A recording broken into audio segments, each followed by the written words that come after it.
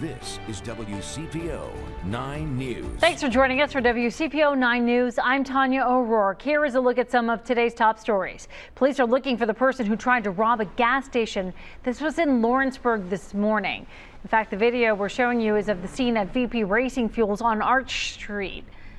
Police tell us someone tried to rob the store just before 8 this morning, cutting the clerk's arm in the process. Lawrenceburg schools were on a lockdown for a short time during that manhunt. The IRS is warning scammers are targeting families to get their personal information. The agency says scammers are using phone calls, emails, text, even social media to con people. Scammers will tell folks with families that they are eligible for the child tax credit and will send a link that takes them to a fake IRS website. The IRS will never send a text or email asking people to fill out a form with personal information.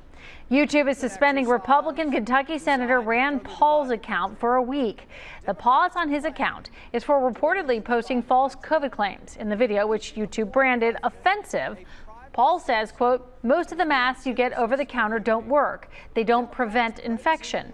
In a statement, YouTube says, quote, "We apply our policies consistently across the platform, regardless of speaker or political views." In response, Paul tweeted that the suspension was a, quote, "badge of honor." Raven Richard is here with your 9 first warning forecast. Raven.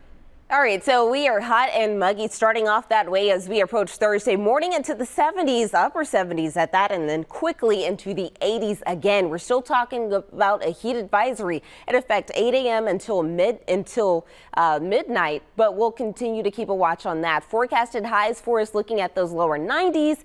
Yeah, it's still going to be hot, feeling like we're 100 in some places. Here's a look at the rest of the forecast for you, cooling off by the time we make it into the weekend, looking at some mid 80s.